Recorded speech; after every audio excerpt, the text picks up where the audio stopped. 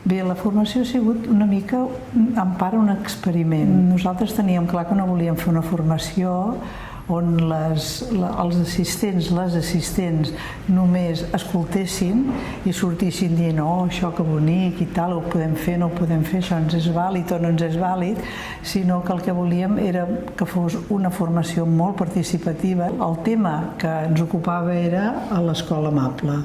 Aquesta definició que vam dir, nosaltres dues vam posar-li, el que volíem és que d'alguna forma anéssim definint conjuntament el que vol dir escola amable per infants. A partir del que hagin anat sentint, i no estem tampoc segures ara que tothom hi hagi arribat al fons d'aquesta paraula. En general sí, la paraula no és habitual aplicar-la al tipus d'escola. Nosaltres, per una raó històrica d'una persona de la qual vam aprendre molt i que ja no és entre nosaltres, això també sempre té una força. Es va proposar amb un grup de persones a Andalusia, que la feina era d'ells per sobreviure, per demostrar que la pedagogia era important, crear un espai que es digués Escuela Amable, que no era per criatures petites, que era per nois i noies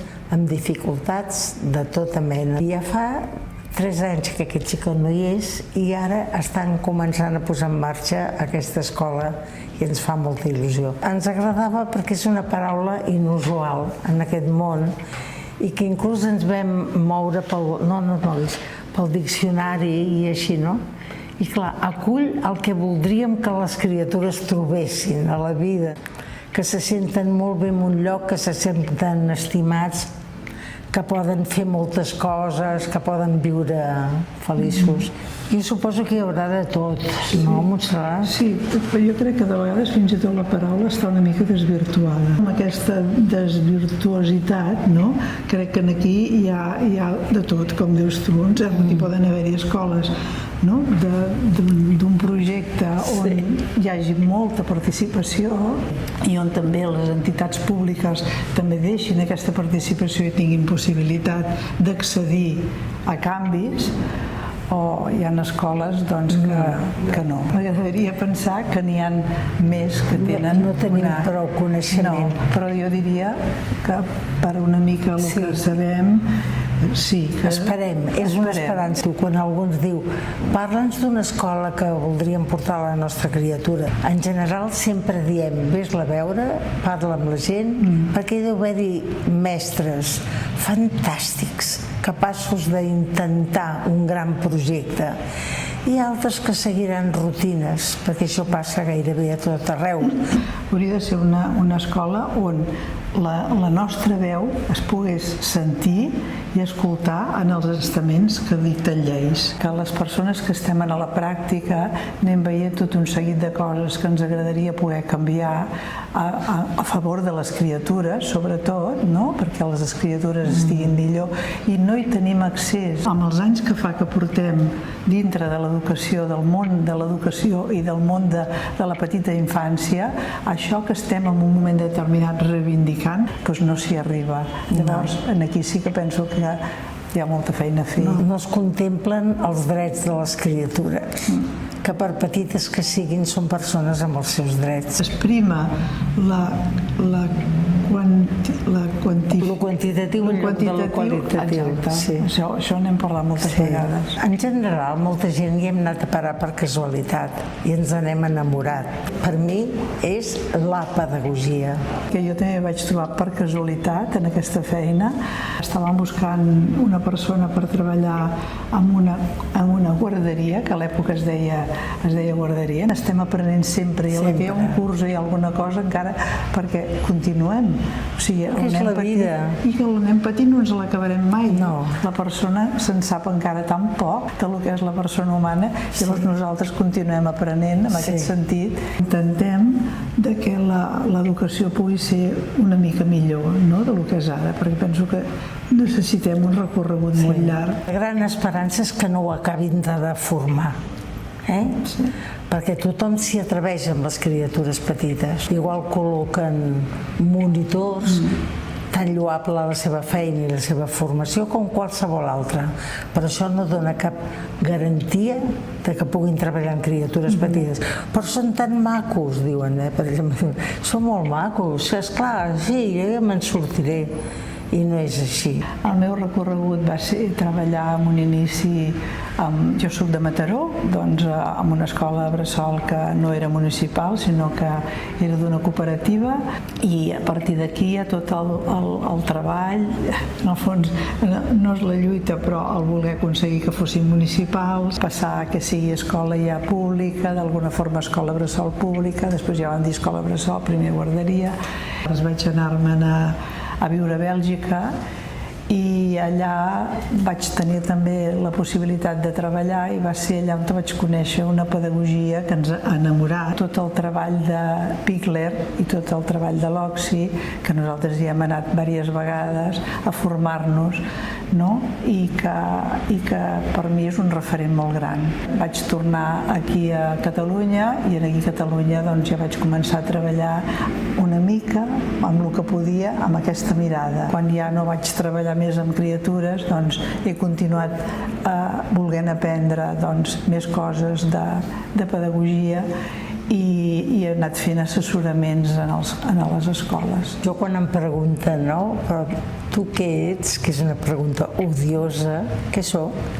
Mira, si m'he de definir, us diré que em sento activista per la pedagogia, per la justícia, pels drets de les persones. La meva idea de que jo puc formar part de persones que ens creiem que el món pot canviar i pot anar millor, doncs jo m'hi considero. Mira, jo vaig començar ja gran, amb 29 anys, mai m'havia plantejat res de pedagogia, mai a la vida, i vaig tenir un fill, i llavors al meu barri es va organitzar com fer una guarderia per les pobres mares treballadores. I jo vaig voler deixar la feina per poder donar el pit al meu fill i buscar una feina més a hores, i m'hi vaig apuntar. I les que ens vam apuntar a crear aquella escola bressol, ens vam adonar que el que fèiem no era guardar criatures, sinó que era descobrir un món davant de les criatures. Vam començar a formar-nos, també en la lluita als anys 70 per aconseguir que l'Ajuntament de Barcelona se'n fes càrrec. Va néixer el Patronat Municipal de Guarderies Infantils. Em vaig proposar com a tècnic per traspassar l'experiència de les cooperatives a l'Ajuntament de Barcelona. Vaig descobrir el món de les construccions, creant equipaments i participant en molts equips, sempre pensant en els drets de les criatures i de les seves famílies. És una responsabilitat pública treballar, tenir serveis per la petita infància i per la gent gran i per les persones amb diversitat funcional. Ni les famílies a vegades saben com tractar alguns temes, i els governs haurien de tenir gent prou especialitzada com per estar atents. Hi ha coses que encara tenim inseguretats, perquè ara mateix estem mirant d'anar al Parlament i al Departament d'Ensenyament perquè es respectés el primer any de les criatures només família. I quan ja es comencen a moure, que es poden desplaçar, llavors és quan es pot pensar en llocs només amb criatures, a més de la família. Vol dir replantejar el món de l'empresa, ho entens? Tots els mons. Moltes famílies que lluiten sindicalment per 35 hores de treball i deixen les criatures petites 40 hores a l'escola bressol.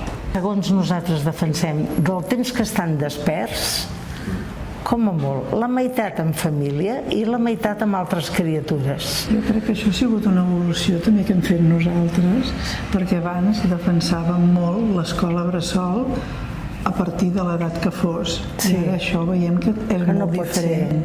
És la base on aquesta persona doncs, que creix, és la base de la seva personalitat, de la seva identitat. Hi ha altres factors que veiem que l'escola bressol, que seria com construeix el vincle amb les persones que se l'estimen, llavors això a l'escola bressol no ho podem donar. I la base ha de ser la família. Llavors per això estem anant cap a un altre costat. O sigui que estem una mica movent peces diferents. Tenim una estadística auditiva del món de la psicologia que cada vegada es porten les criatures més jovenetes al psicòleg. Exacte. Què estem fent? Aquesta paraula l'hem dit moltes vegades. Què estem fent? Que ens hauríem de plantejar. Què està passant? La nostra aportació a la pedagogia infantil no és solament l'OXI. Cada persona construeix el seu projecte a aportar als altres. On hem sentit més el respecte a les criatures petites és a l'OXI, que es va crear a partir d'un orfenat, que aquelles criatures no tenien res més que l'orfenat, van ser molt rigorosos de com van fer les coses, de que tothom que treballava allà no ho fes igual, però ho fes en el mateix ordre, en el mateix sentit, i passés per davant sempre els drets de les criatures. El que ells diuen és molt científic perquè ha estat tret directament de la vida de les criatures, no de teories. Per això ens agrada. Sí, jo crec que, com has dit tu, no és només l'OXI. Per mi ha sigut, podríem dir, la formació que m'ha influït més. No es basa en fer aprendre coses a les criatures, sinó en deixar que ells facin i respectar el que saben, exactament. Sí. I llavors jo penso que una altra cosa que dona molt de valor és el valor a les cures, en el canvi de bolquers i en el donar el menjar i en el moment d'acompanyar-los a la migdiada, que serien les primeres necessitats de la criatura. I penseu que això és un canvi de paradigma. Sí, total. La gent es pensava que ensenyava a fer coses als nens, els ensenyava a jugar. Tot el que passa en aquests moments que són personals entre la criatura i l'adult, això té més valor que el joc. Aquí això ho dissenyen al detall. Per això ens van enamorar. La paraula és així. Que ens obliga a un treball d'introspecció personal. De saber, quan li dic una cosa a una criatura, si és la cosa que jo crec o és la que s'ha dit tota la vida. Sempre hem d'anar revisant per ser precisos amb allò que els diem a les criatures i que no sigui fictici, que respongui realment a una escala de valors. El resum és aquest: aprens a estar atent a respectar l'altre. L'OXI m'ha fet arribar a pensar que un món millor és possible. Amb paciència, amb ser capaços d'observar i deduir, no avançar-nos. Ara mira, està fent tal cosa. Perquè ho fa, com el deixo, com l'agafo. Aquella frase tan maca, en una filmació que teníem, i la veu diu: aquestes criatures toquen els altres com ells són tocats. Ens agradaria que no ho fos. Sí, però totalment està influenciat. Per això és perillós. És el que dèiem, no? Que segons com a l'escola els hi pot proporcionar no benestar, ans al contrari. Un dels objectius més importants, aconseguir que cada un dels infants, no els infants, tinguin benestar. O sigui, que estiguin tranquils per poder jugar, per poder activar-se, per poder estar bé. O sigui, no tots un grup, tots fent el que toca. I el benestar passa també per acollir el seu plor, per no callar-lo, per entendre'l, intentar entendre'l. Amb un bon acompanyament, que pot ser de silencis en molts moments, amb mirades de complicitat, amb respecte. Que pugui saciar la seva curiositat. O sigui, que d'alguna forma no estigui en un lloc on no pugui fer res, sinó que tingui un espai on hi hagi el que el nen li pot anar bé, és igual, no cal posar gaires coses, perquè tota la curiositat que té en néixer la pugui continuar tenint. Sí, per descomptat. Has de ser un treball d'equip, sempre. I s'ha de parlar del que fan els nens. I mira, jo he provat això i li ha anat molt bé. Doncs jo ho provaré demà. Ha de ser un treball amb espai de reflexió. L'observació és necessària per conèixer l'infant. Sense observació difícilment podem conèixer aquella criatura i donar-li el que necessita. Treball de reflexió. És molt necessària.